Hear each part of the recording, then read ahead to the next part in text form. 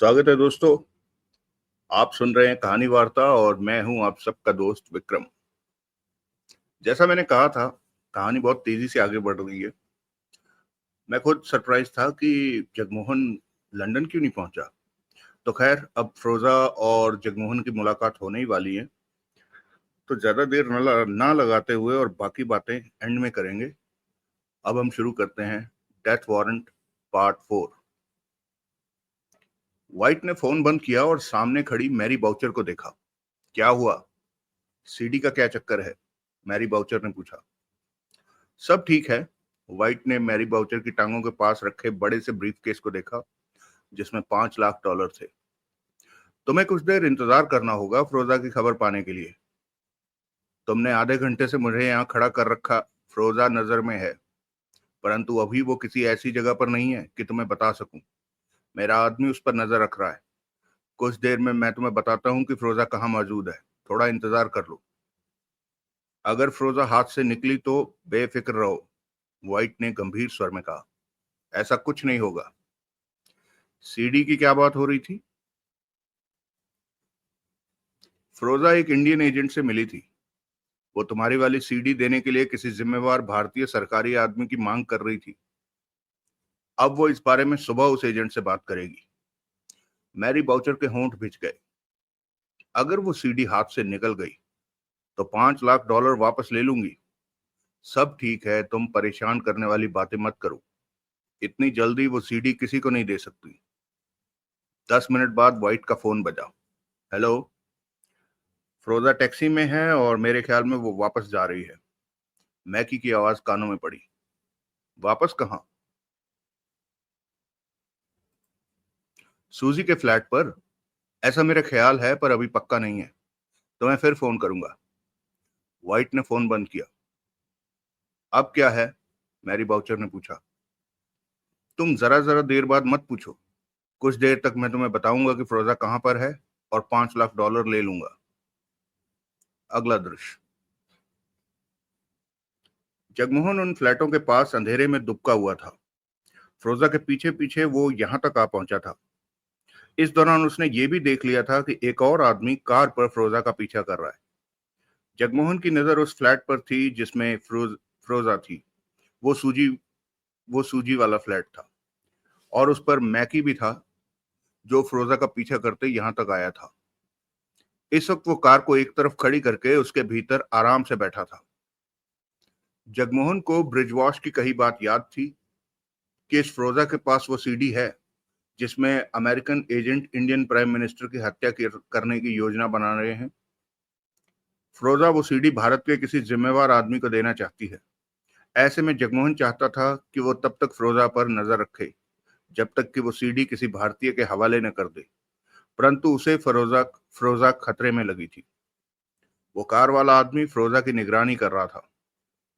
बिना वजह तो वो उस पर नजर रखने से रहा। जाने कब से वो फ्रोजा के पीछे है। वो क्या चाहता है, जगमोहन समझ नहीं पा रहा था। क्या पता वो रात भर नजर रखेगा या चला जाएगा। फ्रोजा का नंबर उसे मालूम होता तो यकीनन वो फ्रोजा को बाहर मौजूद आदमी के बारे में खबर कर देता। जगमोहन के पास इस वक्त ये रास्ता था कि वो फ्रोजा पर नजर रखता रहे और उस आदमी पर भी नजर रखे। तभी जगमोहन का मोबाइल बजा। ब्रिज वॉश का फोन आया था। तुम कहाँ हो? और फ्रोजा? जगमोहन ने फोन पर ब्रिजवॉश को सारी स्थिति बताई। वो नजर रखने वाला आदमी फ्रोजा को जरूर कोई नुकसान पहुंचाएगा। वो जरूर सीडी के पीछे है। तुम अकेले शायद हालातों को ठीक तरह नहीं संभाल पाओगे। मैं किसी एजेंट को तुम्हारे पास पहुंचने को कहता हूँ। तुम्हें लगता है ये जरूरी है? जगमोहन बोला। हाँ, ये महत्वपूर्ण मामला है। सीडी को पाने के चक्कर में कोई दूसरा भी हो सकता है। फ्रोजा उन एजेंटों में नहीं है कि जिससे रिवॉल्वर के दम पर कोई चीज ली जा सके। हमें उसका विश्वास जीतकर ही सीडी लेनी होगी। परंतु वो तो सीडी देने को तैयार है हिंदुस्तान के बड़े अधिकारी को। ऐसा हो जाए तो अच्छी बात है। फोन बंद करो, मैं किसी को भेजता हूँ। 10 मिनट बीते कि जगमोहन ने उस कार के स्टार्ट होने की आवाज सुनी। फिर उस कार की हेडलाइट जली और उसे जाते देखा। जगमोहन के होंठ सिकुड़ गए। वो तब तक उस कार को देखता रहा जब तक वो निगाहों से ओझल न हो गई। फिरोजा पर नजर रखने वाला आदमी चला गया। तो क्या वो यही देखना चाहता था कि फिरोजा का पक्का ठिकाना कहाँ है? जगमोहन को समझ नहीं आया कि पीछा करने वाला चाहता क्या था। जगमोहन अंधेरे में मौजूद उस फ्लैट पर नजर रखता रहा जहां फिरोजा थी। बाहर लोग न के बराबर थे। मौसम बेहद ठंडा और कोहरे से भरा था। बूंदाबांदी भी हो रही थी। ऐसे में लोग अपने घरों में दुबके हुए थे। अभी कुछ देरी बीती थी कि उस कार को गए अभी कुछ देरी बीती थी उस कार को गए कि जगमोहन के होंठ भिज गए। अंधेरे में उसने 3 लोगों को देखा। वो तीनों अलग अलग दिशाओं से आए थे और फिर उन सीढ़ियों की तरफ बढ़ गए थे जो ऊपर फिरोजा के फ्लैट की तरफ जाती थी। एक का हाथ जेब में था, दूसरे ने हाथ में रिवॉल्वर पकड़ी। तीनों बेहद सतर्क दिखाई दे रहे थे। देखते ही देखते वो सीढ़ियां चढ़ने लगे। खतरा। जगमोहन के मस्तिष्क में धमाका हुआ। यकीनन ये लोग फिरोजा के पास जा रहे थे। रिवॉल्वर का इस तरह हाथ में पकड़े होने का स्पष्ट मतलब था कि फिरोजा को खत्म करने का इरादा रखते हैं। यकीनन उससे सीडी भी ले लेंगे। ये सीआईए के लोग हो सकते थे। और तो कोई इस तरह फिरोजा के पास नहीं आएगा। तो क्या सीआईए को पता चल गया है कि इंडियन प्राइम मिनिस्टर की हत्या की योजना बनाते वक्त उनकी फिल्म बना ली गई थी? यकीनन यही बात होगी। फिरोजा खतरे में थी, जबकि जगमोहन फिरोजा को जिंदा देखना चाहता था। हर खतरे से बेखबर फिरोजा फ्लैट में थी। उसे सतर्क करना जरूरी था, परंतु कैसे? जगमोहन ने फिरोजा के फ्लैट की तरफ देखा। इस तरफ एक कमरा था और कमरे की लाइट ऑन थी। जगमोहन ने फौरन फैसला किया और कोट की जेब से रिवॉल्वर और दूसरी जेब से साइलेंसर निकाला और तेजी से नाल पर चढ़ाने लगा। नाल पर साइलेंसर फिट करते ही जगमोहन ने खिड़की का निशाना लिया और ट्रिगर दबा दिया। पिट की आवाज के साथ बारूद की स्मेल सांसों से टकराई। पता नहीं उसकी इस हरकत से फिरोजा सतर्क हुई कि नहीं। जगमोहन अपनी जगह से निकला और तेजी से सीढ़ियों की तरफ बढ़ता चला गया। रिवॉल्वर हाथ में थी और चेहरे पर कठोरता थी। अगला दृश्य। फिरोजा जब फ्लैट पर पहुंची तो सबसे पहले उसने दरवाजे को भीतर से अच्छी तरह बंद किया। फिर फ्लैट की लाइट ऑन करके वहां पहुंची जहां उसने सीडी छुपाई थी। सीडी वहीं मौजूद पाकर उसे तसल्ली हुई। सूजी घर पर नहीं थी। वो शाम को शिफ्ट पर अपनी नौकरी पर जा चुकी थी। फिरोजा ने अपनी जैकेट उतारी जो कि गीली सी हो गई थी। फिर कॉफी बनाने किचन में चली गई। चेहरे पर सोच के भाव दिखाई दे रहे थे। उसका इरादा दृढ़ था कि कल वो सीडी किसी बड़े भारतीय अधिकारी को दे देगी। कॉफी का प्याला लिए वो सोफे पर आ बैठी। घूंट मारा। उसे पूरा विश्वास था कि यहाँ पर उसे कोई नहीं ढूंढ सकता। परंतु एनी के बारे में वो चिंतित थी कि एनी सूजी के घर के बारे में जान। तभी उसका फोन बजने लगा।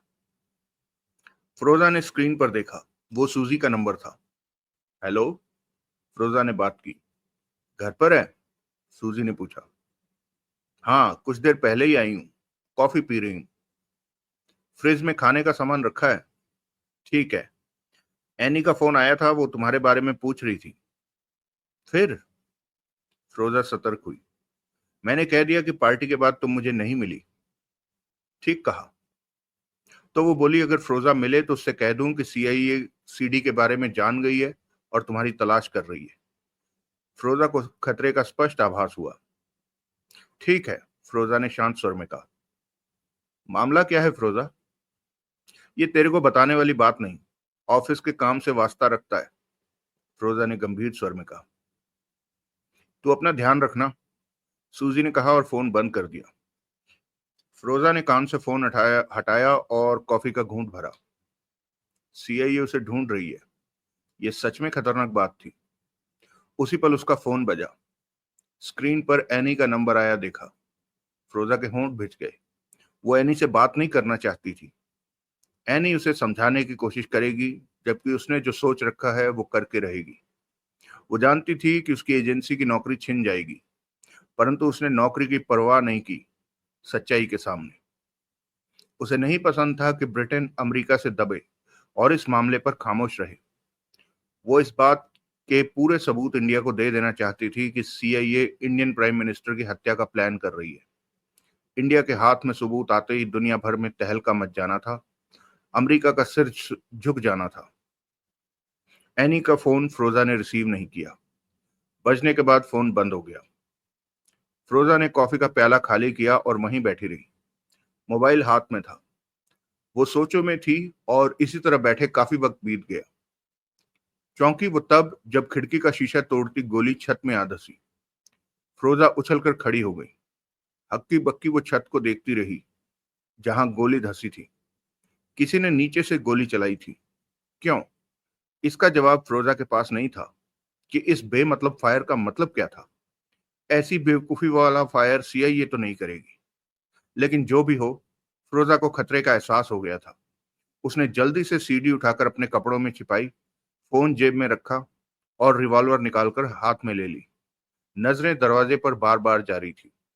सूजी का घर अब उसके लिए सुरक्षित नहीं रहा था। बाहर कोई था जिसने फायर किया था। एकाएक फ्रोजा दरवाजे के पास पहुंची और आई मैजिक पर आंख लगाकर बाहर देखा। उसी पल उसके शरीर में ठंडी सिहरन दौड़ती चली गई। के फ्लैट के दरवाजे के ठीक सामने राहदारी थी और राहदारी में इसी तरफ बढ़ते एंडी थॉमस, हाइटन और टोनी ब्रोन्स को फ्रोजा ने देखा। आंखों के सामने अपनी मौत नाचती दिखाई दी। यहां से बाहर निकलने का एकमात्र रास्ता दरवाजा ही था और वहां पर सीआईए के हत्यारे मौजूद थे। तीसरी मंजिल पर मौजूद फ्लैट की खिड़की से कूद भी नहीं सकती थी। तो क्या इन्होंने ही गोली चलाई थी? फ्रोजा के पास कोई जवाब नहीं था।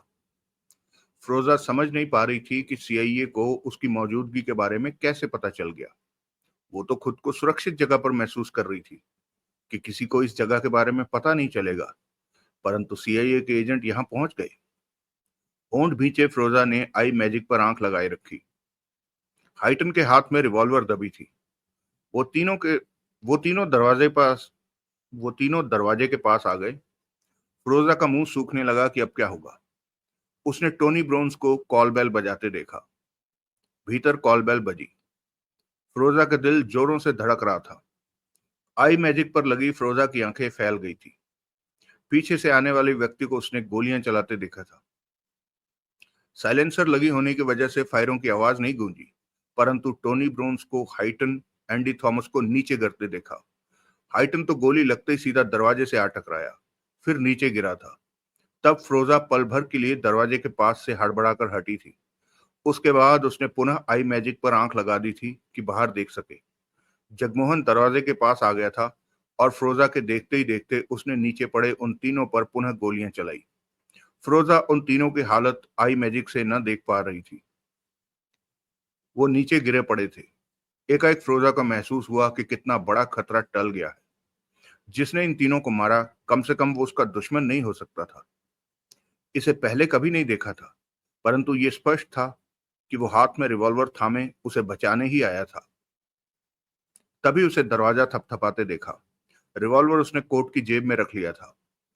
फ्रोजा दरवाजे से पीछे हटी और गहरी गहरी सांसें लेने लगी। बाहर से पुनः दरवाजा थपथपाया गया। यहां से निकलना होगा, वरना वो किसी बड़े खतरे में फंस सकती थी। हाथ में रिवॉल्वर थामे फ्रोजा ने फैसला किया और दरवाजा खोलते ही रिवॉल्वर जगमोहन पर तान दी। फ्रोजा के चेहरे पर खतरनाक भाव थे। रिवॉल्वर अपनी ओर देखकर जगमोहन हड़बड़ा कर बोला, ये आप क्या कर रही हैं? मैंने आपको बचाया है। ये लोग शायद आपको मारने आए थे। कौन हो तुम?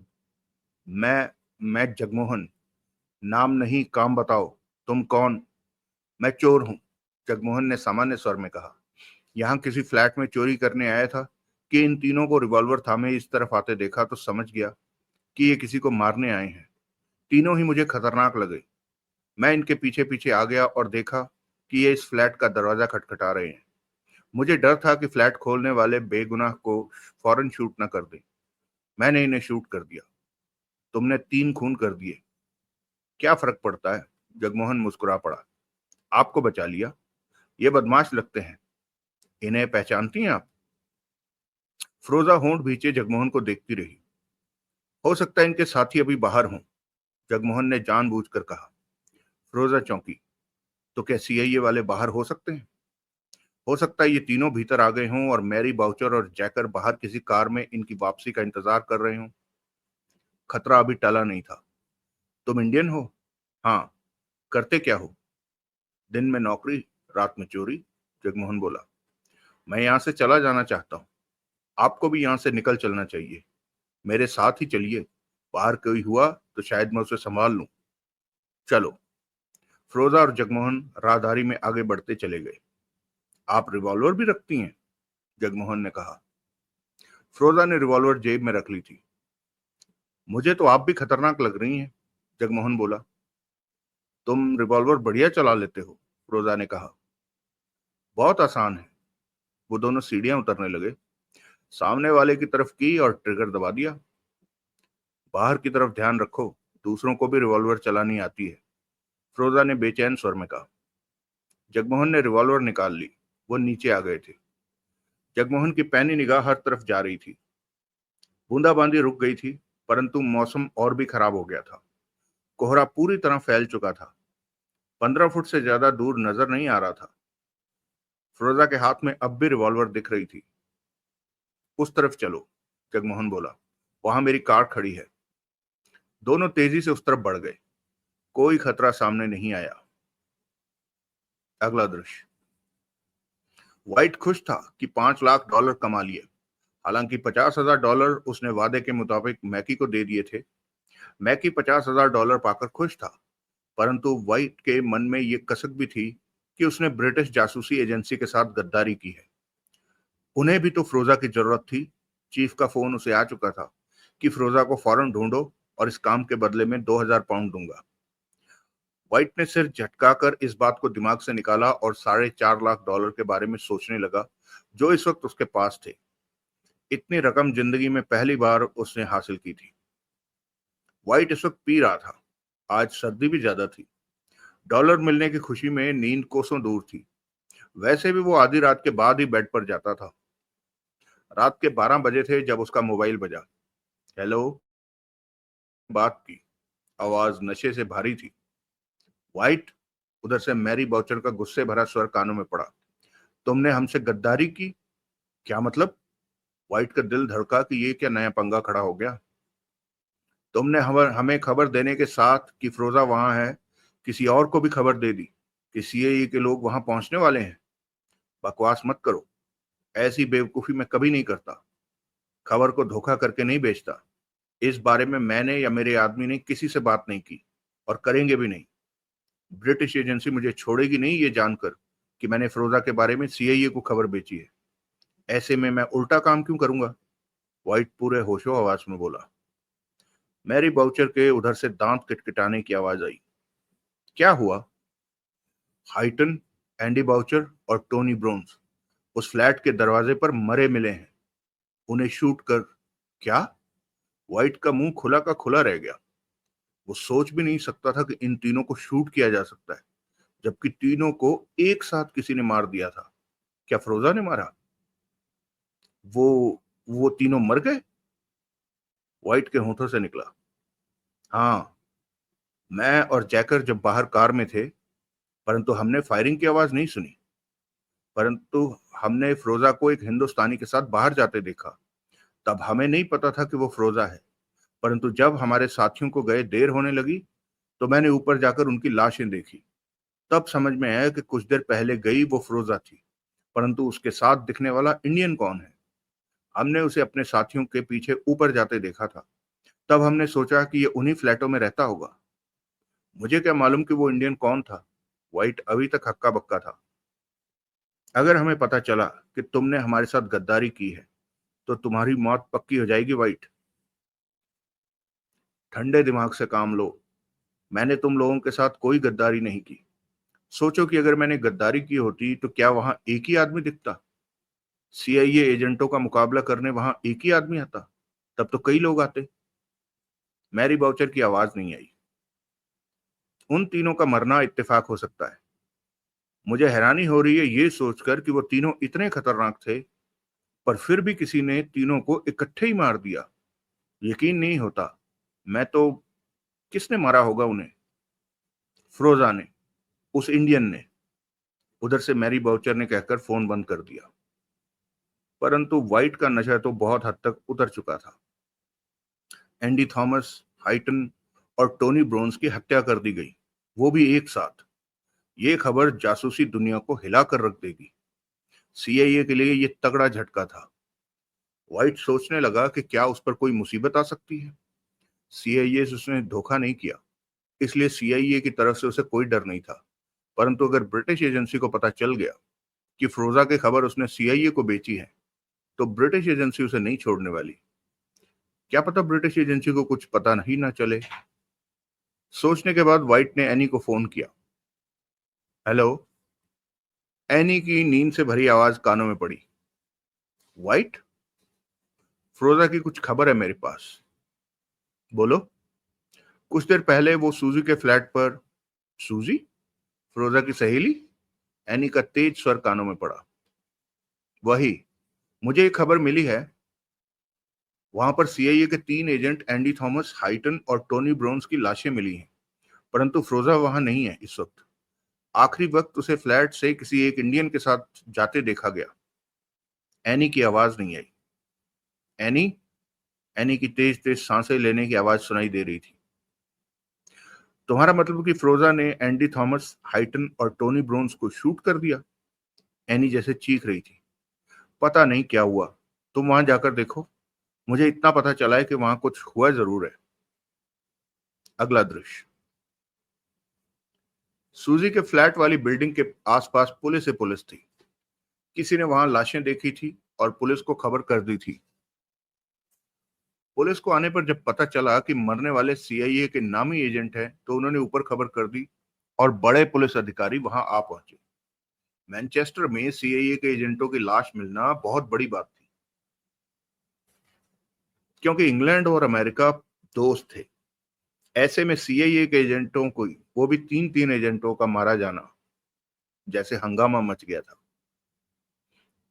पुलिस की छानबीन चल रही थी कि वहां एनी, गार्गी और 3 अन्य एजेंट पहुंच गए। पुलिस को अपना कार्ड दिखाया और वो भी जांच में शामिल हो गए। सूजी को पुलिस ने फोन करके बुलाया था। सूजी घबराई हुई थी। पुलिस के सवालों के जवाब में कह चुकी थी कि फ्लैट पर उसकी सहेली फ्रोजा थी, जो कि ब्रिटिश जासूसी एजेंसी की एजेंट है। ऐसे में मामला और भी गंभीर हो गया था। पुलिस को अभी तक नहीं पता था कि क्या हुआ था, परंतु एजेंसी को आभास हो चुका था कि सीआईए के एजेंटों ने फ्रोजा से सीडी लेने की चेष्टा की होगी, परंतु फ्रोजा ने किसी प्रकार उन्हें शूट करके भाग निकलने में कामयाब हो गई। साथ में कोई इंडियन भी था। एनी सूजी को एक तरफ ले गई और गुस्से से कह उठी, तो तुमने मुझसे झूठ बोला फोन पर कि फ्रोजा तुम्हारे फ्लैट पर नहीं है। मैं क्या करती? सूजी घबराई से कह उठी। फ्रोजा ने किसी को भी बताने से मना कर दिया था। उसके साथ इंडियन कौन था? मुझे क्या पता। हमें खबर मिली है कि वो किसी इंडियन के साथ यहां से गई है। एनी ने दांत भींच कर कहा। मैं किसी इंडियन को नहीं जानती। वो जब मेरे पास आई तो अकेली थी। दोपहर को ही वो चली गई थी। मैं ऑफिस के लिए निकली, उसके बाद वो किसी इंडियन के साथ आई हो तो मुझे पता नहीं। तुम ऑफिस में थी तो वो तुम्हारे फ्लैट में कैसे पहुंच? उसके पास फ्लैट की दूसरी चाबी थी, सूजी ने जल्दी जल्दी कहा। सूजी, तुम जो भी छुपा रही हो वो बता दो, वरना पुलिस। मैं कुछ नहीं छुपा रही। सूजी की आंखों में आंसू आ गए। मैंने तुम्हें सब कुछ सच सच बता दिया है। प्लीज मुझे पुलिस की इस मुसीबत से निकालो। मैं नहीं जानती कि फिरोजा ने क्या किया है, यहाँ पर क्या हुआ है। अगला दृश्य। सुबह 4 बजे एनी गार्गी के साथ चीफ के घर पर चीफ के सामने थी। सबके चेहरों पर गंभीरता और चिंता स्पष्ट दिखाई दे रही थे। फिरोजा ने हमारी एजेंसी को बहुत मुसीबत में डाल दिया है। चूंकि फिरोजा एजेंसी की एजेंट है, इसलिए उसकी हर हरकत का जवाब हमें देना पड़ेगा, या फिर हम इस मामले से बाहर निकल जाएं। फिरोजा को उसके हाल पर छोड़ दें, चीफ ने बेचैनी भरे स्वर में कहा। फिरोजा ने सीआईए के उन बेहतरीन एजेंटों को मारा है जिससे जासूसी दुनिया खौफ खाती थी। ये छोटी बात नहीं। सीआईए इस मामले में अब यकीनन भारी गड़बड़ करेगा। सच बात तो यह है कि फिरोजा की जिंदगी की कोई गारंटी नहीं बची अब। एनी ने होंठ भींच लिए। गार्गी व्याकुल सा दिखा। यह सच्चाई हम जानते हैं कि एंडी थॉमस, हाइटन और टोनी ब्राउन्स फिरोजा को तलाश करके उसके पास पहुंचे कि उससे सीडी ले ली जाए, परंतु यह भी जाहिर था कि सीडी लेने के बाद वो शूट कर देते। सारी गलती फिरोजा की है कि उसे पहले ही ये मेरी बात मानकर इस मामले से हट जाना चाहिए था। चीफ की निगाह एनी पर जा टिकी। एनी फ्रोजा की चिंता से मरी जा रही थी।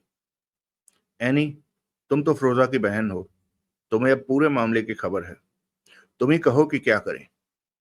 एनी ने होंठ भींच लिए। फ्रोजा को हम बचाने की कोशिश करते हैं तो फ्रोजा को किए का जवाब भी हमें देना पड़ेगा, और हमारे पास कोई जवाब नहीं है, क्योंकि फ्रोजा ने जो किया अपनी मर्जी से किया। गार्गी ने एनी को देखा। जवाब दो एनी, कि हम फ्रोजा के लिए क्या करें। हम फ्रोजा के लिए कुछ नहीं कर सकते चीफ, एनी ने भारी स्वर में कहा। मुझे खुशी है कि तुमने एजेंसी की स्थिति को ठीक से समझकर जवाब दिया है, चीफ ने गंभीर स्वर में कहा। फिर भी मैं अपनी पूरी कोशिश करूंगा कि किसी तरह फ्रोजा का बचाव हो सके। चीफ, हमें उस इंडियन के बारे में पता करना चाहिए जो आखिरी बार फ्रोजा के साथ देखा गया। ये किससे पता चला कि फ्रोजा के साथ कोई इंडियन था, चीफ ने पूछा। व्हाइट ने बताया। एनी ने चीफ को देखा। तो उसके बारे में व्हाइट ही बेहतर बता सकता है। व्हाइट ने मुझे ये खबर सबसे पहले दी। वो तुम्हें व्हाइट से मिलना चाहिए नहीं, शायद उससे कुछ नया पता चल सके। कल रॉजर भी सूडान से वापस आ रहा है, उसे भी फ्रोजा की तलाश के काम पर लगा दूंगा। अगर सीडी हमारे हाथ लग जाए तो उसे अमेरिका के हवाले करके किसी तरह इस मामले को खत्म करने की कोशिश कर सकते हैं, तब शायद फ्रोजा बच जाए। मैं किसी भी कीमत पर फ्रोजा को बचाना चाहती हूँ चीफ, एनी बोला। एनी बोली।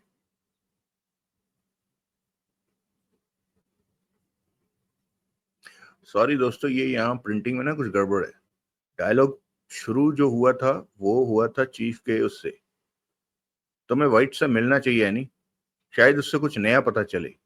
कल रॉजर भी सूडान से वापस आ रहा है, उसे भी फ्रोजा की तलाश के काम पर लगा दूंगा। अगर सीडी हमारे हाथ लग जाए तो उसे अमेरिका के हवाले करके किसी तरह इस मामले को खत्म करने की कोशिश करूंगा, तब शायद फ्रोजा की जान बच जाए। मैं किसी भी कीमत पर फ्रोजा की जान को बचाना चाहता हूँ। मैं भी किसी भी कीमत पर फ्रोजा की जान को बचाना चाहती हूँ चीफ, एनी बोली। समझता हूँ तुम्हारे दिल के हालात, मुझसे जो हो सकेगा करूंगा, परंतु पहले तुम्हें सीडी फ्रोजा से लेकर मेरे हवाले करनी होगी। अमेरिका को सीडी मिल गई और हमने उसे विश्वास दिला दिया कि इस सीडी की और कोई कॉपी नहीं है और ये मामला खत्म हो गया, तो शायद फ्रोजा के पीछे से सीआईए हट जाए। मैं व्हाइट से बात करती हूँ चीफ, एनी खड़ी हो गई। मैं तुम्हारे साथ चलता हूँ। गार्गी भी उठ खड़ा हुआ। अगला दृश्य। व्हाइट तब अच्छी खासी पीकर सोया हुआ था। एनी और गार्गी को कॉल बेल पर बार बार दबाने का कोई फायदा नहीं हुआ। व्हाइट की नींद नहीं खुली तो एनी ने फिर उसके मोबाइल पर फोन करना शुरू किया। कई बार लंबी बेल बजने के बाद व्हाइट ने कॉल रिसीव की। हेलो। उसकी आवाज में नशा और नींद भरी हुई थी। व्हाइट, दरवाजा खोलो। एनी की आवाज कानों में पड़ी। मैं और गार्गी बाहर खड़े हैं। व्हाइट के मस्तिष्क को झटका लगा। उसने वक्त देखा। सुबह के 4:30 बज रहे थे। इस वक्त एनी और गार्गी का आना शुभ इशारा नहीं था।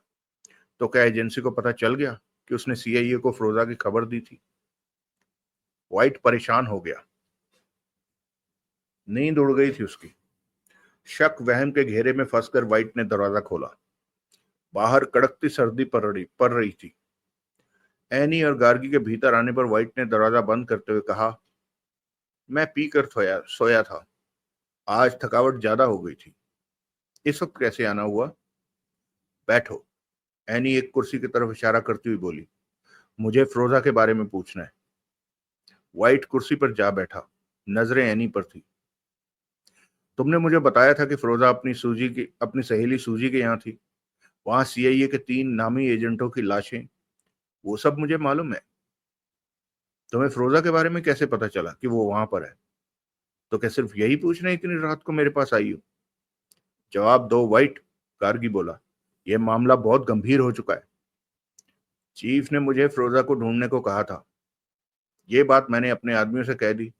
फिर उस इलाके से जहां सूजी का घर है, मेरे आदमी ने फ्रोजा को देख लिया और उसका पीछा करने लगा। वो सूजी के घर में चली गई। अकेली थी? गार्गी ने पूछा। हाँ।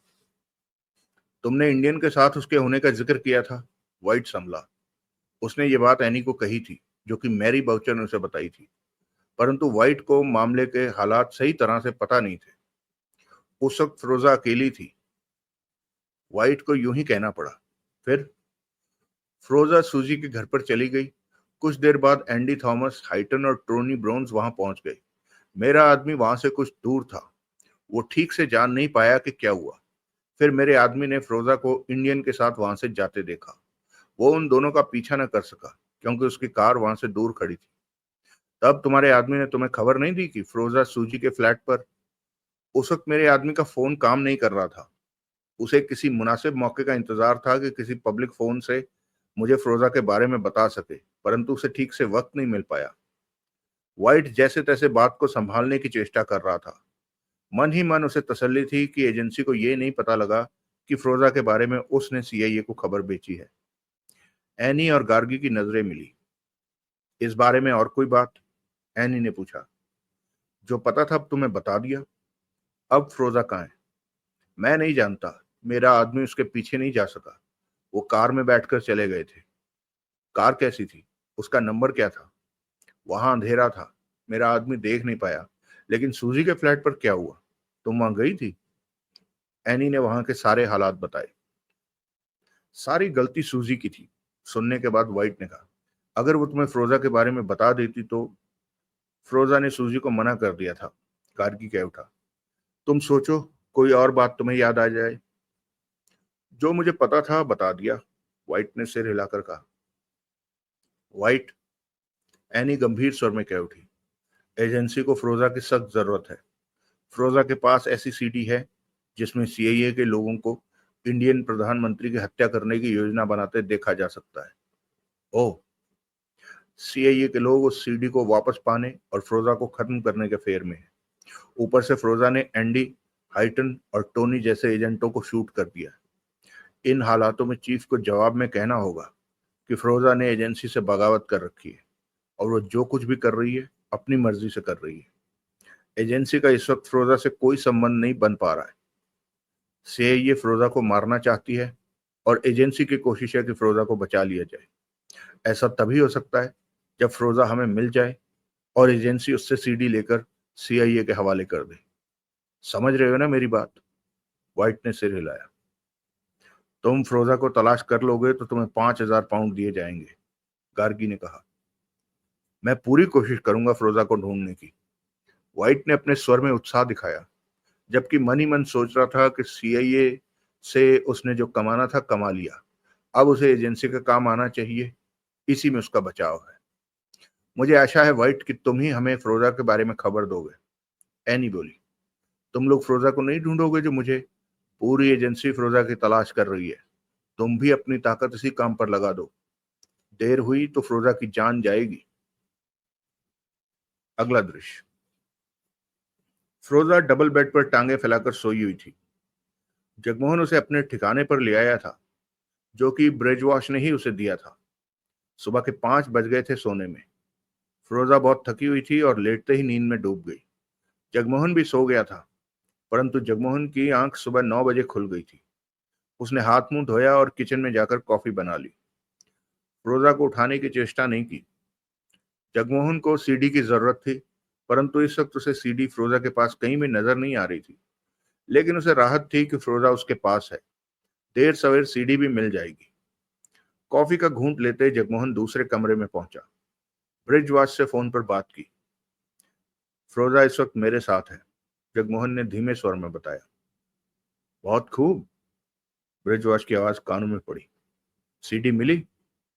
नहीं, मेरे ख्याल में इस वक्त वो उसके पास नहीं है, जगमोहन ने कहा। उस सीडी की हमें सख्त जरूरत है। जानता हूं, जल्दी ही वो सीडी मिल जाएगी। रात एक जगह सीआईए के 3 खतरनाक एजेंटों की हत्या हो, उन्हें मैंने शूट किया था। फ्रोजा ने बाद में मुझे बताया कि वो सीआईए के लोग हैं। ओह, तुमने तुमने उन्हें शूट किया? वो फ्रोजा को मारने के इरादे से और सीडी लेने आए थे। तब मैं फ्रोजा पर नजर रख रहा था। मेरे लिए फ्रोजा को बचाना जरूरी था, क्योंकि उसके पास वो सीडी है जिसे जिसमें प्रधानमंत्री की हत्या की साजिश की रिकॉर्डिंग है। ये बात दबा के रखना कि तुमने सीआईए एजेंटों को मारा है। बात खुल गई तो सीआईए तुम्हें हर हाल में खत्म करके रहेगी। ब्रिजवाश का गंभीर स्वर जगमोहन के कानों में पड़ा। इस समय सीआईए यही सोचेगी कि फ्रोजा ने वो हत्याएं की है। सीडी हासिल करो। तुम किसी बड़े सरकारी अफसर का इंतजाम करो। फिरोजा उसे सीडी देने को तैयार है। मैं आज इंडियन एम्बेसी जाऊंगा और बात करूंगा। मार्शल से बात करो, वो सारा इंतजाम कर देगा, जगमोहन ने कहा। आज कुछ करूंगा इस बारे में। जगमोहन ने फोन बंद किया और बची खुची कॉफी समाप्त करके दूसरे कमरे में पहुंचा। फिरोजा अभी भी गहरी नींद में थी। जगमोहन ने उसके नींद में डूबे चेहरे को देखा तो देखता ही रह गया। बेहद प्यारा मासूम सा चेहरा था। नींद में बालों की एक लट उसके चेहरे को छिपाने का सफल प्रयास कर रही थी। वो जीन्स की पैंट और टी शर्ट में थी। जगमोहन उसे देखता रहा। फिरोजा की खूबसूरती उसके दिल में और दिमाग में जगह बनाने लगी। जगमोहन को आज तक कोई लड़की पसंद नहीं आई थी, परंतु फिरोजा उसके दिल की गहराइयों के भीतर उतरती चली गई। रात को व्यस्त होने की वजह से फिरोजा को ठीक से देख नहीं पाया था। एक प्यार, एक अपनापन सा ठहरा जगमोहन की नजरों में। एकाएक जगमोहन का हाथ ऊपर उठा और फिरोजा के चेहरे पर बिछी बालों की लट को पीछे किया। फिरोजा हिली और उसके बाद पुनः नींद में डूब गई। जगमोहन ने अपने हाथ को पीछे कर लिया और उठ खड़ा हुआ, परंतु रह रहकर उसकी निगाह फिरोजा के खूबसूरत चेहरे पर जा रही थी। एकाएक जगमोहन ने सिर को झटका देकर अपने से कहा कि उसे क्या हो गया है। पहले तो कभी किसी लड़की को देखकर ऐसा नहीं हुआ। जगमोहन बेड के पास से हट गया और अलमारी से पहनने को कपड़े निकाले, फिर बाथरूम की तरफ बढ़ गया। इस वक्त वो अपने भीतर अजीब सा बदलाव महसूस कर रहा था। आंखों में फिरोजा का चेहरा जैसे बस गया था। जगमोहन समझ नहीं पा रहा था कि अचानक उसे हो क्या गया। जगमोहन नहाकर कपड़े पहनकर बाहर निकला तो फिरोजा को बेड पर बैठे बैठे पाया। पल भर के लिए ठिठक कर उसे देखने लगा। उसका नींद से भरा खूबसूरत चेहरा इस वक्त देखने लायक था। जगमोहन के दिल में तो पहले ही उतर चुका था उसका चेहरा। उसने फिर अपने सिर को झटका दिया कि उसे ये क्या होता जा रहा है। गुड मॉर्निंग, फिरोजा मुस्कुराकर हाथ हिलाकर बोली। मॉर्निंग। तुम डरपोक प्रेमी हो क्या? फिरोजा ने शरारती स्वर में पूछा। क्या मतलब? जब कोई लड़की नींद में होती है तुम तभी उसे प्यार करते हो, प्यार से निहारते हो, या बाद में भी कुछ करते हो? मैं इन कामों को बेकार मानता हूं, परंतु तुमने मुझसे तब छेड़खानी की जब मैं नींद में थी। फिरोजा मुस्कुरा रही थी। पता नहीं वो सब कैसे हो गया। जगमोहन मुस्कुरा पड़ा। दोनों एक दूसरे को देखते रहे। जगमोहन प्यार भरी नजरों से फिरोजा को देख रहा था। कॉफी नहीं पिलाओगे? फिरोजा कह उठी। अभी लो। जगमोहन किचन की तरफ बढ़ गया। फिरोजा फौरन बेड से उठी और कमरे में निगाह दौड़ाने लगी। कुछ देर बाद उसकी निगाह टीवी पर जा टिकी, जो कि एक छोटे से टेबल पर रखा था। फिरोजा टीवी के पास पहुंची, गर्दन घुमाकर किचन की तरफ देखा। जगमोहन किचन में ही था। उसने अपनी टी शर्ट के भीतर हाथ डाला और कवर में मौजूद सीडी निकाली और टीवी को एक तरफ से उठाकर उसके नीचे सीडी रख दी और टीवी के पास से हट गई। वापस बेड पर आ बैठी। कुछ पलों बाद जगमोहन कॉफी के 2 प्याले लिए वहां आ गया। थैंक्स। फिरोजा ने मुस्कुराकर कॉफी का एक प्याला लिया।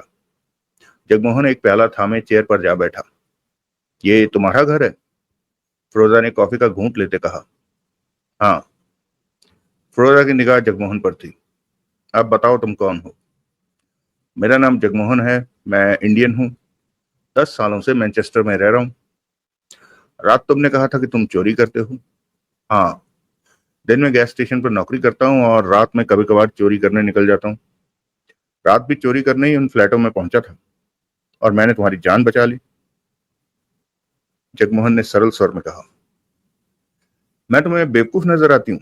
फिरोजा हौले से हंसी। नहीं तो क्यों? तुम चोर नहीं हो। ये तुम कैसे कह सकते हो? ये तुम कैसे कह सकती हो? जगमोहन की निगाह फिरोजा के चेहरे पर थी।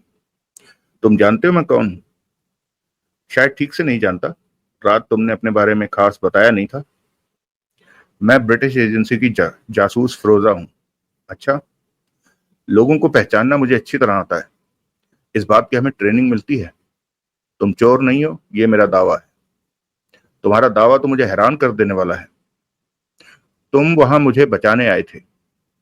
दरवाजे के आई मैजिक से मैंने तुम्हें आते देखा था। तुम्हारे हाथ में लाइसेंसर लगी रिवॉल्वर थी और जिस तरह दबे पांव तुम पीछे से उन तीनों के पास आ पहुंचे थे, वो भी हैरान करने वाला था। तुम्हारा निशाना वो तीनों ही थे। तुम वहां सोच समझ कर पहुंचे थे कि उन्हें शूट करना है और मंझे हुए अंदाज में तीनों को शूट कर दिया। एक चोर इस तरह से गन नहीं चला सकता। फ्रोजा ने गंभीर स्वर में कहा, मैं रात में कभी कभार चोरी भी करता हूं और दिन में गैस स्टेशन पर काम करते हो। हाँ, तुम सफेद झूठ बोल रहे हो। तुमने रात मुझे बताया था कि मेरे लिए खतरा देखकर रात तुमने ही खिड़की पर से गोली चलाई ताकि मैं सतर्क हो जाऊं। फ्रोजा ने कॉफी का घूंट लेते हुए कहा, हाँ, ऐसा मैंने कहा था। मतलब कि तुम्हें मालूम था कि मैं उस फ्लैट में हूं। अगर तुम चोर हो और बाहर खड़े सोच रहे हो कि चोरी कहां करूं, तो तुम्हें कैसे पता था कि वो तीनों मेरे ही फ्लैट पर आ रहे हैं?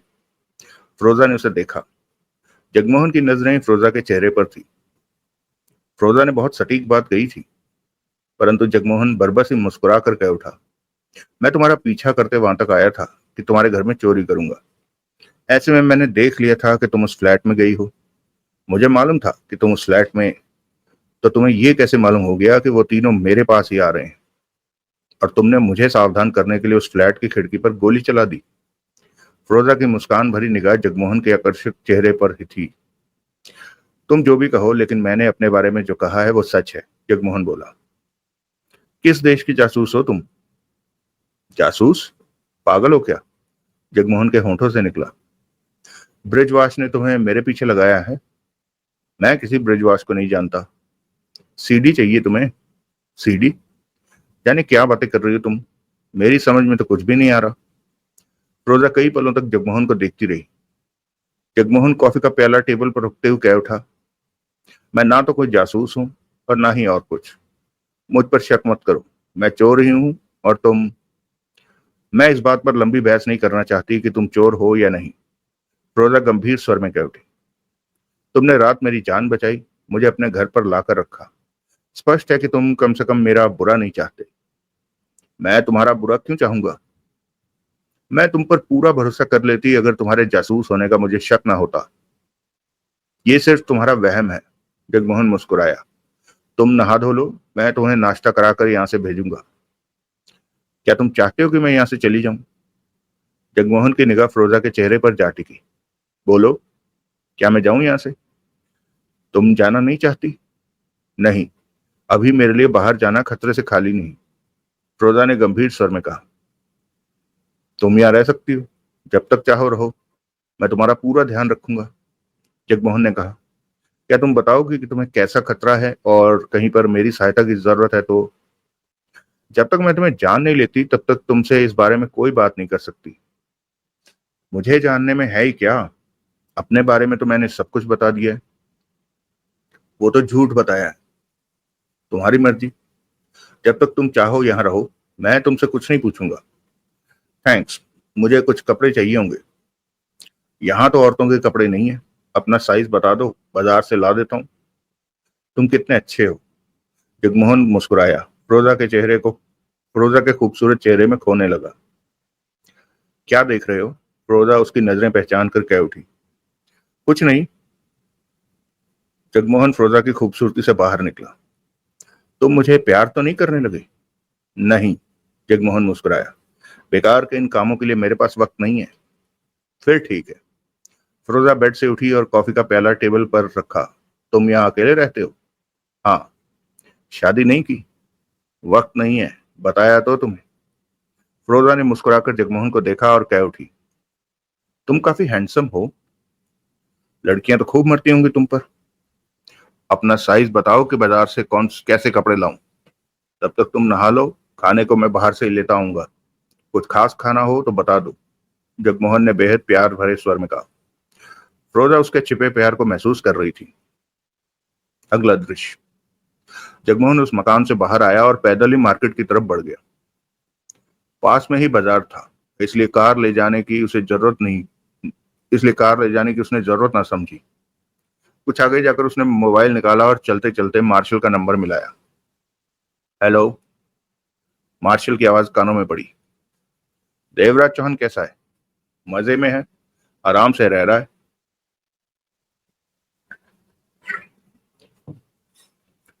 मुझे देखे बिना वो आराम से नहीं रह सकता मार्शल। जगमोहन सख्त स्वर में कह उठा।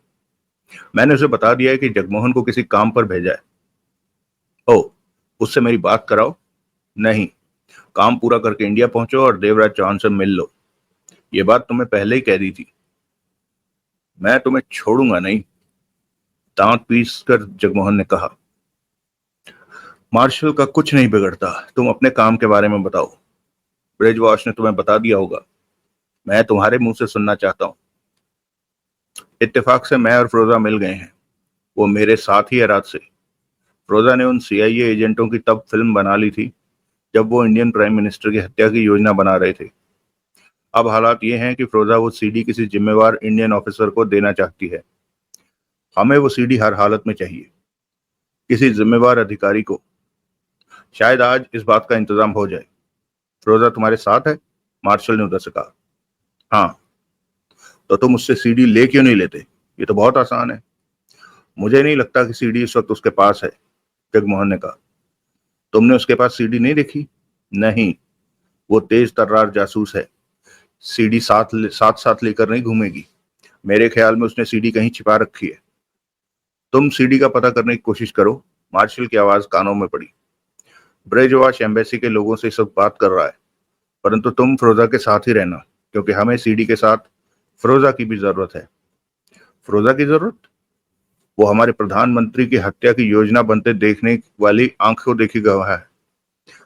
वो हमारे प्रधानमंत्री की हत्या की योजना बनते देखने की आंखों देखी गवाह है। फिरोजा भी हमारे हाथ लग जाए तो हम दुनिया को अच्छी तरह अमेरिका का असली चेहरा दिखा सकते हैं। मार्शल की आवाज कानों में पड़ी। जगमोहन अचकचा उठा मार्शल की बात सुनकर। फिरोजा का खूबसूरत चेहरा उसकी आंखों के सामने नाच उठा। फिरोजा तुम्हारे पास आ भी गई तो क्या जरूरी है कि वो दुनिया के सामने सब बातें कबूल करे? ऐसा करके वो अमेरिका को क्यों सीधे सीधे अपना दुश्मन बनाएगी? वो ऐसा करने को तैयार नहीं होगी। तुम उसकी फिक्र मत करो, तब फिरोजा को तैयार करना हमारा काम होगा। जगमोहन जानता था कि मार्शल सब कुछ कर सकता है। फिरोजा ब्रिटिश खुफिया एजेंसी की जासूस है। वो अगर इंडिया के लिए बोलेगी तो इंग्लैंड 10 तरह के इल्जाम इंडिया पर। फिरोजा जब दुनिया को बताएगी कि अमेरिका कैसे इंडिया के प्रधानमंत्री की हत्या करना चाहता है, तो ये भी कहेगी कि वो किसी भी दबाव के बिना अपनी बात कह रही है। फिरोजा को तब तैयार करना मेरा काम होगा। जगमोहन समझ गया कि मार्शल फिरोजा को भी टॉर्चर करेगा और उसे अपने हिसाब से तैयार करेगा। वो मन ही मन फिरोजा को पसंद करने लगा था। मेरी बात समझ ली तुमने? मार्शल की आवाज कानों में पड़ी। हाँ, जगमोहन ने इतना कहा और फोन बंद कर दिया। जगमोहन ने दुकानों से फिरोजा के लिए कपड़े खरीदे और वापस चल पड़ा। जब जगमोहन वापस फ्लैट पर पहुंचा तो फिरोजा नहा धो चुकी थी। गीले बालों और सादगी भरे चेहरे में उसकी खूबसूरती और भी बढ़ गई थी। वो पहले वाले कपड़े ही पहने थी। जगमोहन मोहित सा उसे देखता रह गया। क्या देख रहे हो? दरवाजे पर खड़ी फिरोजा हंसकर कह उठी। जगमोहन ने गहरी सांस ली और भीतर आता बोला, हर बार तुम्हें देखने पर ऐसा लगता है जैसे पहली बार तुम्हें देखा है। तुम्हें मुझसे प्यार हो गया है। प्यार में ऐसा ही होता है। शायद हो गया हो। जगमोहन ने मुस्कुराकर कपड़ों के लिफाफे टेबल पर रखे। पर तुम्हारे पास तो प्यार जैसे बेकार कामों के लिए फुर्सत है ही नहीं। जगमोहन मुस्कुराकर उसे देखता रहा, कहा कुछ नहीं। तुम्हारी पसंद तो देखें, फिरोजा ने कहकर कपड़ों को लिफाफों से निकाला। तुम तो काफी कपड़े ले आए। मैं तुम्हारी पत्नी तो नहीं हूं, इतने कपड़े तो पत्नी के लिए लाते हैं। तुम्हें पसंद आए? हाँ, अच्छे हैं, पहन के आती हूँ। एक जोड़ा लिए फिरोजा दूसरे कमरे में चली गई। जगमोहन की निगाह कमरे में घूमी तो होंठ सिकुड़ गए। कमरे की हर चीज को देखकर ऐसा लगता था जैसे उसे छेड़ा गया है। उठकर वो कमरे की अलमारी के पास पहुंचा और उसे खोला तो कपड़े भीतर बिखरी हालत में हैंगरों पर लटके दिखे। स्पष्ट था कि फिरोजा ने उसके पीछे वहां की तलाशी ली थी। जगमोहन ने गहरी सांस ली। तभी कमरे में आती फिरोजा कह उठी, तुम्हारी पसंद बढ़िया है। ये ड्रेस मुझे कितनी अच्छी लग रही है। थैंक्स। तुम्हें औरतों के कपड़े पसंद करने की तमीज है। मैंने तो सोचा था कि तुम्हें औरतों के बारे में कुछ आता जाता नहीं, पर तुम तो खिलाड़ी निकले। कितनी गर्लफ्रेंड रही हैं आज तक तुम्हारी? और कितनों के लिए कपड़े खरीदे हैं तुमने? फिरोजा हंसी। पहली बार किसी औरत के लिए कपड़े खरीदे हैं। यकीन नहीं होता। मैं कैसी लग रही हूँ इन कपड़ों में? तुम मुझे पहले भी अच्छी लगी और अब भी अच्छी लग रही हो। थैंक्स मेरी तारीफ करने का। अब खाने को दो, क्या लाए हो? फिरोजा बैठते हुए बोली। ओह, खाने को तो मैं भूल ही गया लाना। कोई बात नहीं, तुम शायद मेरे प्यार में पड़ गए हो, और प्यार में ऐसा हो जाता है। फिरोजा बोल उठी। मैंने किचन देखा है, वहां काफी सामान रखा है। मैं तुम्हें अपने हाथ का ब्रेकफास्ट तैयार करके खिलाती हूँ। फिरोजा किचन में चली गई। जगमोहन वहां से उठकर दूसरे कमरे में पहुंचा तो वहां भी तलाशी के स्पष्ट आसार दिखे। सामने टेबल पर छोटा सा हैंडी कैम पड़ा दिखा तो जगमोहन ने उसे उठाया और किचन की तरफ बढ़ गया। वहां खाना बनाती फिरोजा की फिल्म बनाने लगा। फिरोजा ने कोई एतराज नहीं उठाया इस हरकत पर, बल्कि वो हंसती मुस्कुराती रही कैमरे को देखकर। जबकि जगमोहन फिरोजा की खूबसूरती पर फिदा होकर गंभीर था, फिरोजा की फिल्म बनाने को लेकर। फिरोजा ने नाश्ता बनाया और दोनों ने मिलकर खाया। मेरे बाजार जाने के बाद तुमने घर की तलाशी ली? जगमोहन ने नाश्ता करने के बाद पूछा। हाँ, फिरोजा ने बेहिचक स्वीकार किया, क्योंकि मैं तुम्हारे बारे में कोई जानकारी तलाश कर रही थी कि तुम कौन हो। मेरी बताई बात पर भरोसा क्यों नहीं करती? क्योंकि वो भरोसे लायक बात नहीं है कि तुम चोर हो। देर सवेर तुम यकीन करने लगोगी। फिरोजा ने फोन निकालकर ब्रिजवाश का नंबर मिलाया। सामने बैठा जगमोहन खामोशी से फिरोजा को देखता रहा। फिरोजा की ब्रिजवाश से बात हो गई। पहचाना मुझे? फिरोजा ने कहा। हाँ, मैं तुम्हारे फोन का इंतजार कर रहा था।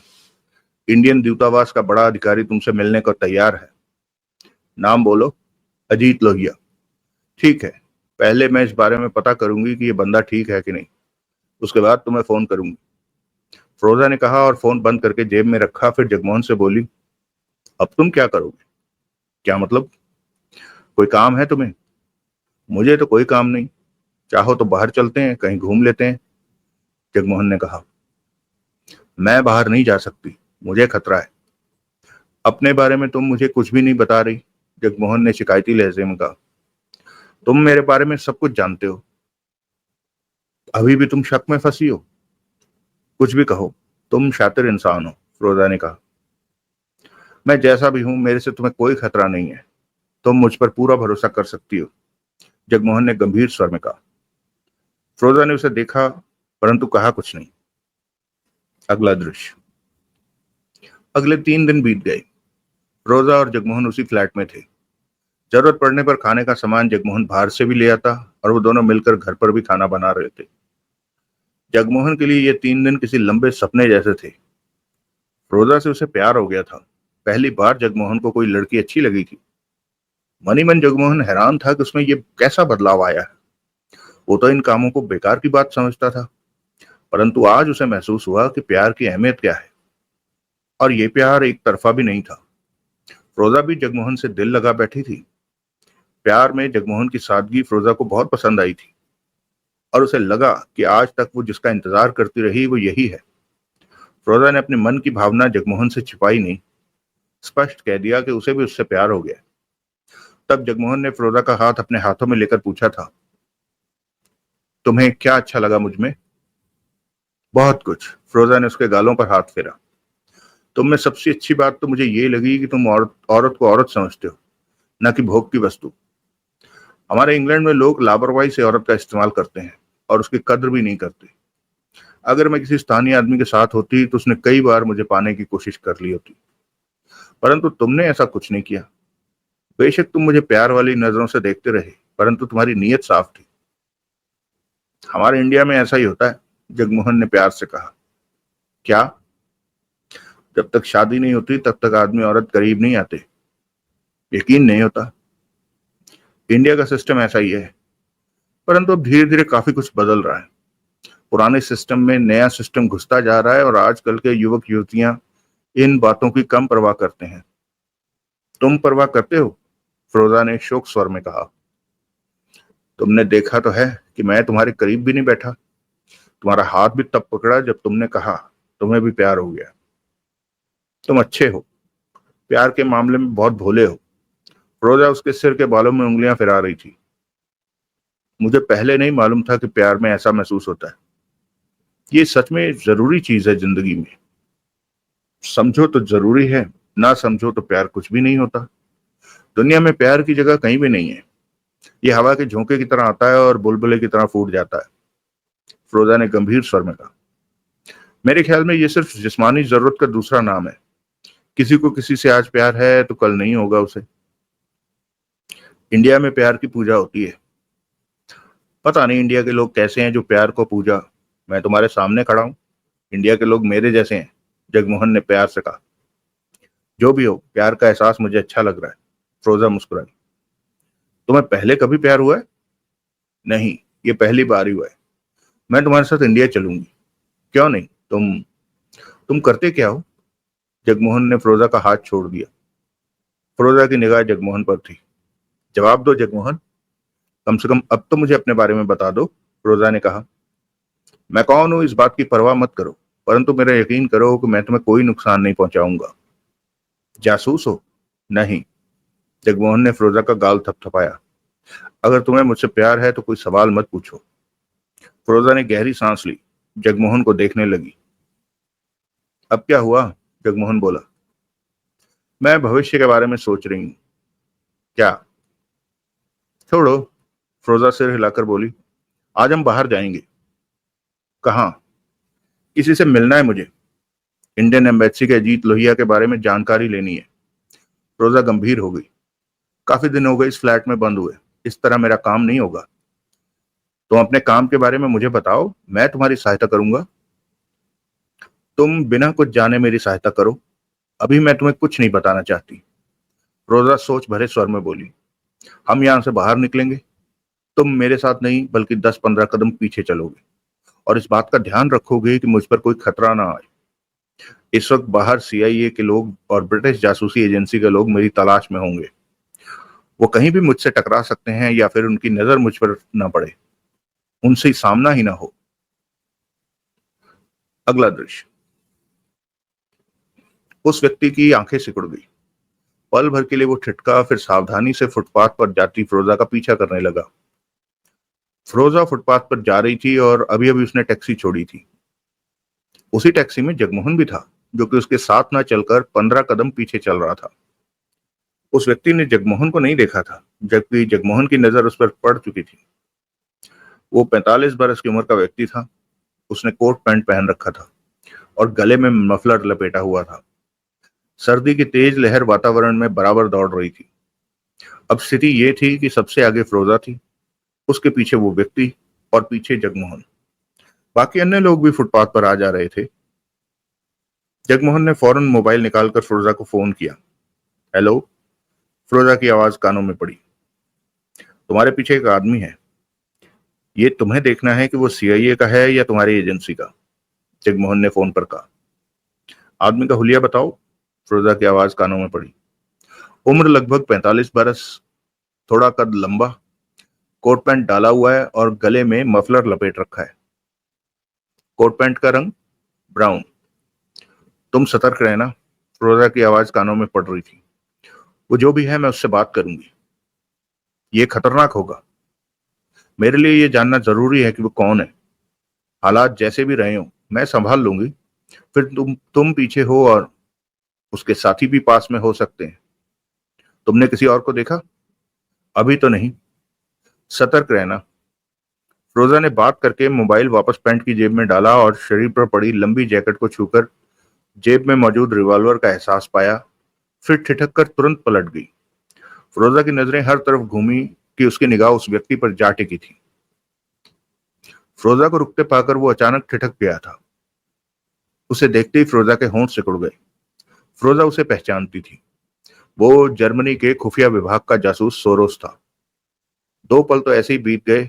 फिर सोरोस आगे बढ़ा और फिरोजा के पास आ पहुंचा। मुस्कुराया। आज सर्दी बहुत है फिरोजा, सोरोस ने कहा। फिरोजा उसकी आंखों में झांकते हुए बेहद शांत भाव से मुस्कुराई। मुझे विश्वास नहीं आ रहा कि मैं तुम्हारे सामने खड़ा हूं। तुम्हें तो सीआईए ढूंढ रही है। तुम्हारी एजेंसी वाले भी तुम्हें ढूंढते फिर रहे हैं। जासूसी दुनिया का हर आदमी इस मामले को जान गया है। तुमने तो बहुत ही हिम्मत का काम कर दिखाया। पहले सीआईए के 30 मार खाओं की फिल्म बना ली और जब वो तुम्हारे पीछे पड़े तो तुमने टोनी ब्रोन्स, एंडी थॉमस और हाइटन को शूट कर दिया। कोई सोच भी नहीं सकता था कि तुम उन तीनों को इस तरह शूट किया जा सकता है। कोई सोच भी नहीं सकता था कि उन तीनों को इस तरह शूट किया जा सकता है। हाइटन और एंडी थॉमस की मौत पर यकीन नहीं होता कि तुमने उन्हें मार दिया। वैसे तुमने मेरा नुकसान कर दिया। टोनी ब्राउन साल भर पहले जर्मनी आया तो मुझसे कुछ पैसे उधार लिए थे उसने। उसके मरने के साथ मेरा पैसा डूब गया। तुम मैनचेस्टर में क्या कर काम से आया था कि बीच में तुम्हारा मामला सुना, और अब तुम दिखाई दे गई, फिर मेरा पीछा क्यों कर रहे थे? हमारी जासूसी दुनिया में ये बहुत समस्या होती है कि हम लोग एक दूसरे को पहचानते हैं। अगर हम एक दूसरे को ना जाने तो पीछा करने में आसानी होती है। सोरोस ने मुस्कुराकर कहा, तुम्हें इस तरह खुले में नहीं घूमना चाहिए।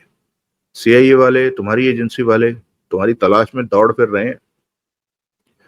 तुमने मेरा पीछा क्यों किया? मैं तुम्हें बढ़िया ऑफर दे सकता हूं। दो। क्या तुम ऑफर देने की बात कर रहे थे? फ्रोजा गंभीर दिखी। सोरोस भी अब गंभीर दिखने लगा।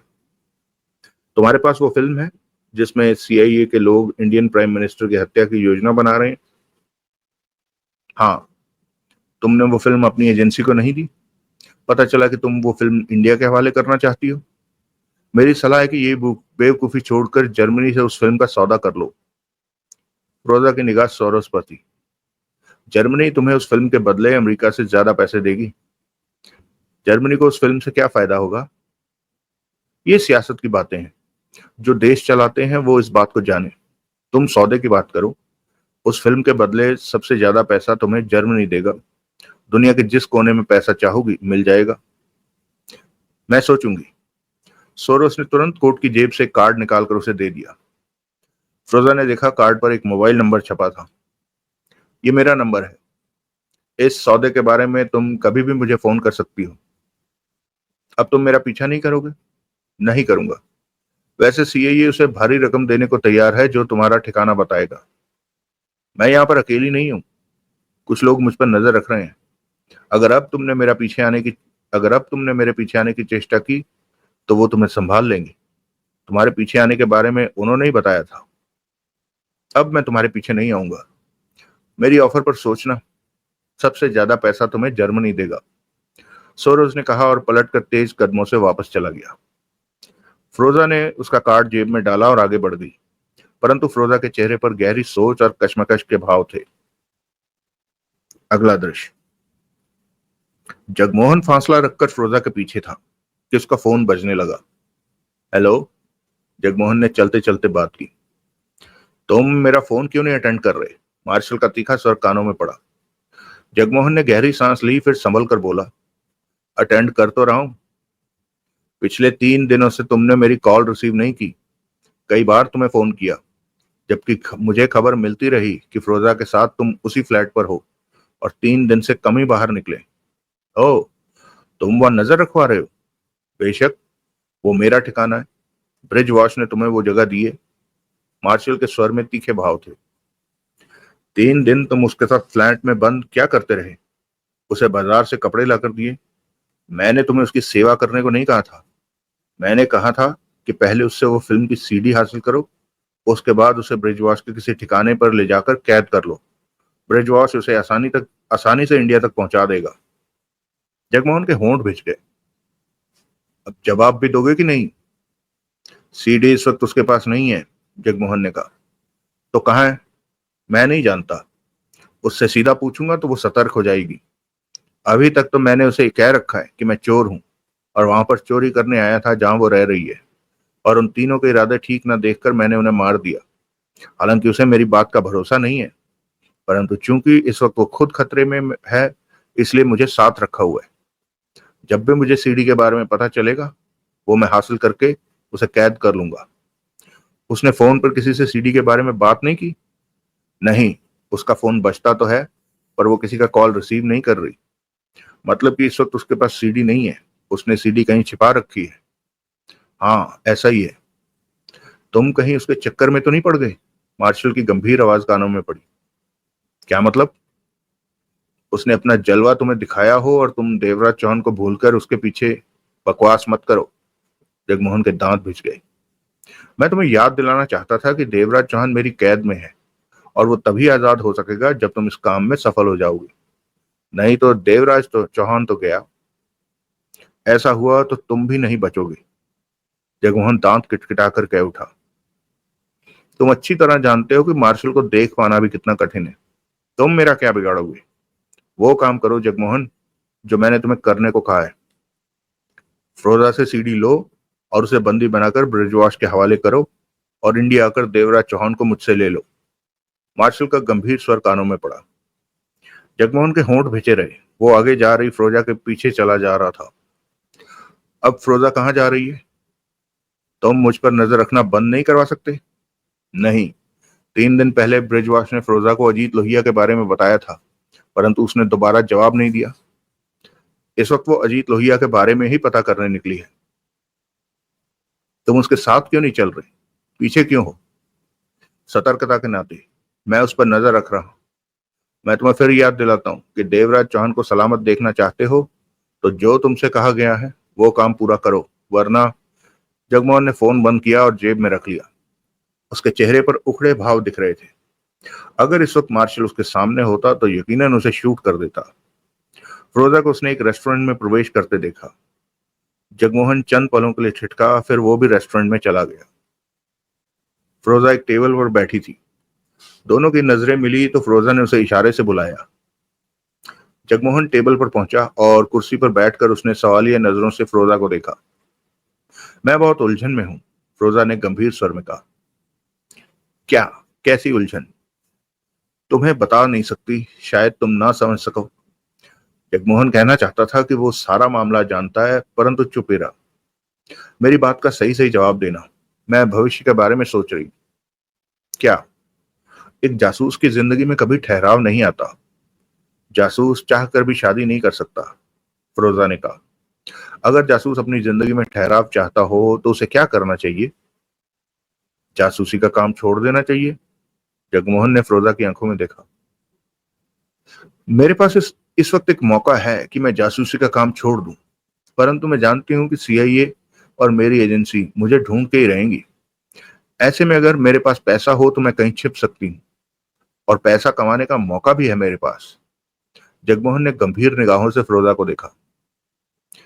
तुम मुझे पसंद करते हो? फिरोजा ने पूछा। हाँ। मुझसे शादी करने का मन है? तुमसे शादी करके मुझे खुशी होगी, जगमोहन ने कहा। पक्का करोगे? जगमोहन ने सहमति से सिर हिला दिया। तो फिर मुझे पैसा कमा लेना चाहिए ताकि हम किसी देश में आराम से जिंदगी बिता सकें, फिरोजा उत्साह भरे स्वर में बोली और जगमोहन का हाथ थाम लिया। तुम मुझे पसंद हो, हम दोनों एक साथ बूढ़े होंगे तो तुम्हें कैसा लगेगा? जगमोहन मुस्कुराया। हमारे 3-4 बच्चे होंगे। जो जो अभी तुम्हारा पीछा कर रहा था वो कौन था? जगमोहन ने पूछा। जर्मन जासूस। मेरे पास एक सीडी है। वो उस सीडी की मुंह मांगी कीमत देना चाहता है, परंतु अब मैंने सोच लिया है कि उस सीडी को हिंदुस्तान को नहीं दूंगी। इससे मुझे कोई फायदा नहीं होगा। फिरोजा सोच भरे गंभीर स्वर में कह उठी। मैं वो सीडी अमेरिका को बेचूंगी। इस तरह मेरे पास पैसा भी आएगा और सीआईए के खतरे से पीछा भी छूट जाएगा। सब ठीक होता पाकर मेरी एजेंसी भी चुप हो जाएगी। जगमोहन ने बेचैनी से पहलू बदला और कह उठा। अब मुझे तुमसे स्पष्ट बात करनी चाहिए, क्योंकि मैं तुम्हें बहुत ज्यादा पसंद कर रहा हूं और तुम मुझसे शादी करने को तैयार हो। इस मामले में हम दोनों की स्थिति एक है। क्या कहना चाहते हो? फिरोजा के होंठों से निकला। मार्शल को जानती हो? जगमोहन गंभीर था। मार्शल? फिरोजा चौंकी। वो इंडिया का, मैं उसी की बात कर रहा हूं। मुझे मार्शल ने भेजा है। जगमोहन की निगाह फिरोजा के चेहरे पर थी। मार्शल के पास इस बात की पक्की खबर थी कि इंग्लैंड के मैनचेस्टर शहर में सीआईए के एजेंट हमारे प्रधानमंत्री की हत्या की प्लानिंग कर रहे हैं। उसने मुझे भेजा कि मैं यहाँ इस बात का पता लगाऊं और कोई सबूत मिलता है तो उसे हासिल करूं। यहाँ आने के 4 दिन बाद तुमसे मुलाकात हो गई। जब मैं ब्रिजवाश से मिलने गई तुम तभी मेरे पीछे लगे होगे, फिरोजा के होंठों से निकला। हाँ, तो उस वक्त ब्रिजवाश ने बहाने से तुम्हें फोन किया होगा कि। हाँ, सही कह रही हो। तब तक मुझे सीडी के बारे में पता लग चुका था और तुम सीडी भारतीय अधिकारी को देने को तैयार थी, पर एहतियात के तौर पर मैंने तुमसे नजदीकी बना ली, या फिर कहो हालातों ने बना दी। तो तुम इंडियन एजेंट हो? फिरोजा गंभीर स्वर में कह उठी। नहीं, मैं कोई जासूस नहीं। जगमोहन गंभीर था। अब तुम झूठ बोल, मैं सच बोल रहा हूं। मार्शल जिसे भेजेगा वो जासूस ही होगा, क्योंकि। लेकिन मैं जासूस नहीं हूं, जगमोहन ने अपने शब्दों पर जोर देकर कहा। हिंदुस्तान का नामी डकैत मास्टर हिंदुस्तान का नामी डकैती मास्टर देवराज चौहान है। मैं उसका साथी जगमोहन हूं। हैरानी है अगर तुम सच कह रहे हो। फिरोजा की आंखें सिकुड़ी। मैं सच कह रहा हूं। तुमसे मैं झूठ नहीं बोलूंगा। मैं तुम्हें पसंद करता हूं और तुमसे शादी करने को तैयार हूं। ऐसे में तुमसे झूठ नहीं कह सकता, जगमोहन ने कहा। तो ये सच है कि तुम किसी डकैती मास्टर के साथी हो? देवराज चौहान का साथी। मार्शल अपने कामों में बाहरी लोगों का इस्तेमाल क्यों करेगा? उसके पास तो एक से बढ़कर एक जासूस। तुम्हारा कहना सही है, परंतु यह भी सच है कि मैं मार्शल का आदमी नहीं हूं, जगमोहन ने गंभीर स्वर में कहा। मार्शल के सामने अमेरिका को लेकर समस्या आ गई थी। प्रधानमंत्री के अमेरिका के साथ न्यूक्लियर डील न करने की घोषणा के साथ अमेरिकी सरकार में भारत विरोधी लहर चल पड़ी। नतीजा ये हुआ कि अमेरिका में स्थित भारतीय एजेंटों की हत्या सीआईए के लोग करने लगे। मार्शल के लिए हैरत की बात यह थी कि सीआईए के एजेंटों को मार्शल के हर जासूस की अमेरिका में स्थिति मालूम होने लगी थी। जब जासूस मरने लगे तो मार्शल ने अपने नए जासूसों को भेजा, परंतु जैसे उन सबको सीआईए वाले पहचानते थे, अमेरिका की जमीन पर पहुंचते ही सीआईए वाले उनकी हत्या कर देते। इस तरह मार्शल 14 जासूसों को खो चुका था और उसे इस बात का एहसास हो गया था कि उसके जासूसों की पूरी लिस्ट सीआईए के पास है। जासूसों की हत्याएं सीआईए ऐसे इस तरह कर रही थी जैसे ये आम राह चलते बदमाशों का काम लगे। फिर एक दिन मुझे और देवराज चौहान को मार्शल ने अपने एजेंटों द्वारा उठवा लिया। मुझे एक कमरे में रखा गया। दूसरे दिन मुझे मेरे साथी देवराज चौहान की फिल्म दिखाई गई, जिसमें देवराज चौहान को बुरी तरह यातना दी गई। मैं नहीं समझ पा रहा था कि वो लोग क्या चाहते हैं। फिर पता लगा कि मैं किसी सरकारी संस्था के कब्जे में हूं। मार्शल मुझसे मिला और मेरे सामने ऑफर रखी कि अगर मैं देवराज चौहान को जिंदा देखना चाहता हूं तो मुझे अमेरिका जाकर कुछ सीआईए एजेंटों को खत्म करना होगा। मैं मजबूर था। देवराज चौहान की खातिर मुझे उसकी बात माननी पड़ी। फिरोजा की गंभीर निगाह जगमोहन के चेहरे पर थी। परंतु अगले दिन मार्शल ने कहा कि मुझे अमेरिका नहीं मैनचेस्टर जाना है, क्योंकि अमेरिका स्थित मार्शल के एजेंटों ने खबर दी कि सीआईए के 5 एजेंट मैनचेस्टर में इंडियन प्रधानमंत्री की हत्या की योजना बनाने के लिए पहुंचने वाले हैं। मैंने मैनचेस्टर में उन 5 के एजेंटों का पता लगाकर इस बात के सबूत ढूंढने थे कि सीआईए इंडिया के प्रधानमंत्री की हत्या की योजना बना रही है। इसके बाद मार्शल ने मुझे मैनचेस्टर भेज दिया। ब्रिजवाश ने मुझे रहने का ठिकाना दे दिया और मेरी मांगी हर जानकारी वो मुझे देने लगा। फिर मेरी मुलाकात तुमसे हो गई। पता चला कि इंडियन प्रधानमंत्री की हत्या की योजना बनाते वक्त तुमने सीआईए के एजेंटों की फिल्म बना ली थी। मैंने तुम्हारा करीबीपन इसलिए हासिल किया कि तुमसे सीडी ले सकूं, या तुम अपने कहे मुताबिक तब तक सीडी किसी भारतीय अधिकारी को सौंप दो। परंतु एकाएक तुम मुझे अच्छी लगने लगी। तुम्हें दिल दे बैठा मैं, प्यार करने लगा, और अब तुमने शादी की बात की तो मुझे सारी सच्चाई बतानी पड़ी। तुम सीडी का सौदा करके पैसा हासिल करके मेरे साथ कहीं पर भी जिंदगी बिताना चाहती हो। अगर मैंने तुम्हारी बात मान ली तो देवराज चौहान मारा जाएगा। फिरोजा जगमोहन को देखती रही। जगमोहन के चेहरे पर गंभीरता नाच रही थी। तुम्हारी स्पष्ट बात सुनकर मुझे खुशी हुई। फिरोजा के होंठ हिले। जगमोहन फिरोजा को देखता रहा। तुम्हें वो सीडी चाहिए? हाँ, ताकि मैं देवराज चौहान को बचा सकूं। लेकिन मैं तुम्हें वो सीडी नहीं दूंगी, फिरोजा ने गंभीर स्वर में कहा। जगमोहन के चेहरे पर बेचैनी उभरी। क्या सोच रहे हो? फिरोजा बोली। सोच रहा हूं कि प्यार में इंसान कितना मजबूर हो जाता है। तुमसे जबरदस्ती भी नहीं कर सकता। तुम देवराज चौहान को हमेशा के लिए भूल जाओ, ये संभव नहीं। क्यों? वो मेरा दोस्त है, भाई है। जरूरत पड़ने पर पिता के रूप में भी मेरे सामने आ खड़ा होता है, जगमोहन ने भारी स्वर में कहा। मैं आज जो भी हूं सिर्फ उसी की वजह से हूं। खजाने से भी बड़ी दौलत उसने मेरे हवाले कर रखी है। जिस तरह मेरा वही सब कुछ है, उसी तरह उसका सब कुछ भी मैं हूं। तो तुम देवराज चौहान को नहीं छोड़ सकते? नहीं। मुझे छोड़ सकते हो? देवराज चौहान अपनी जगह है और तुम अपनी जगह। अगर तुम समस्या में होती तो मैं देवराज चौहान के इनकार के बावजूद भी तुम्हारी सहायता करता। यानी कि दोनों की अपनी अपनी जगह है। मुझे प्यार करते हो? बहुत। मुझे हासिल करने के लिए तुम्हें सीडी खोनी होगी, परंतु देवराज चौहान को बचाने के लिए तुम्हें सीडी चाहिए। ऐसी स्थिति में क्या करोगे? फिरोजा गंभीर स्वर में बोली, देवराज चौहान इस वक्त मेरा अपना है और मैं तुम्हें धोखा दे नहीं सकता कि तुम्हें प्यार करने लगा हूं। अब इस समस्या का हल तुम ही निकाल सकती हो, जगमोहन ने कहा।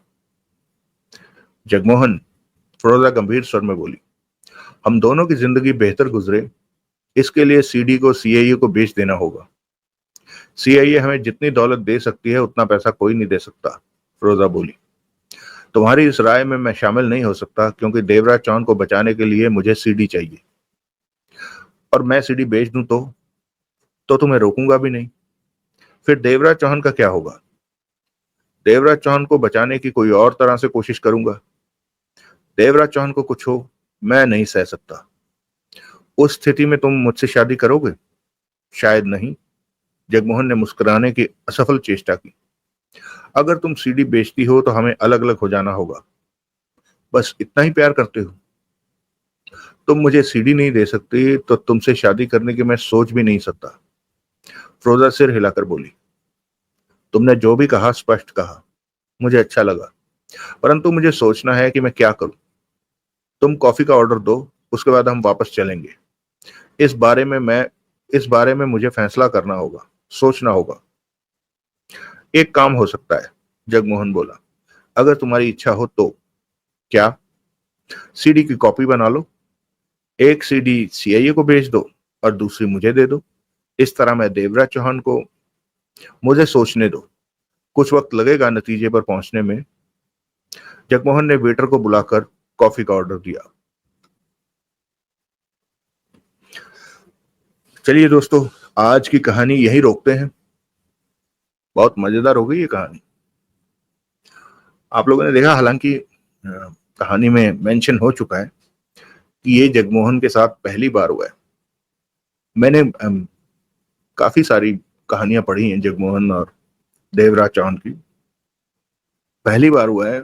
मुझे याद नहीं आ रहा कि जगमोहन इस तरह किसी लड़की के चक्कर में लट्टू हो गया हो। खैर, लेकिन ये राइटर की करामात है, यू नो। कहानी को कोई मोड़ देने का कोई ना कोई तरीका तो ढूंढना ही था। अब एक तरफ जहां फिरोजा को ऐसी बेवकूफ एजेंट बनाया है जो शराब पीकर अपने सीक्रेट्स खोल दे, तो वहां पर जगमोहन को भी ऐसा दिखाना ठीक ही है फिर कि वो, हालांकि इस बात का कोई छुपाव नहीं रखा कि जगमोहन के साथ ये सब कुछ पहली बार हो रहा है, और मुझे लगता है कि ये कोई ट्रैप में फंस गया जगमोहन। हालांकि हो सकता है कि जगमोहन बहुत चालाक है। यही बात देवराज चौहान कहता तो शायद मैं मान लेता कि पूरी तरह से सच बोल रहा है देवराज चौहान, लेकिन ये बात मानने को मेरा दिमाग नहीं मान रहा कि जगमोहन सच कह रहा है। वो जरूर अपना काम निकलवाने के लिए कह रहा हो सकता है। जैसा भी होगा हमारे सामने आ जाएगा, लेकिन कहानी काफी एक झटके के साथ होगी।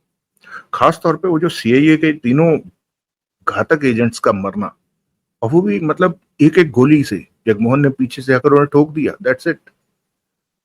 तो अभी कहानी पूरी तरह से शुरू भी नहीं हुई है, मैं ये कहना चाहता हूं, मुझे लगता है। हालांकि हम चौथे भाग में हैं, क्योंकि कहानी तो ये है कि प्रधानमंत्री की हत्या करना चाहता है सीआईए। तो वो कब इंडिया पहुंचेंगे, कब देवराज चौहान से उनका सामना होगा, या शायद इसमें देवराज चौहान का ज्यादा रोल ना हो, सब कुछ जगमोहन ही हैंडल कर ले। जैसा भी है, आपके साथ साथ मैं भी जान पाऊंगा आने वाले अगले भागों में। आप सबसे इतनी रिक्वेस्ट है कि हमारे चैनल को सब्सक्राइब करिएगा और अपने कमेंट्स हमारे साथ जरूर शेयर कीजिएगा। जैसे मैं आपको कहानी सुनाने के बाद दो चार बातें करता हूँ, आप भी। हाँ, मुझे पता है कि लिखने में थोड़ा टाइम लगता है, लेकिन थोड़ा सा कुछ छोटा मोटा लिख दिया कीजिए।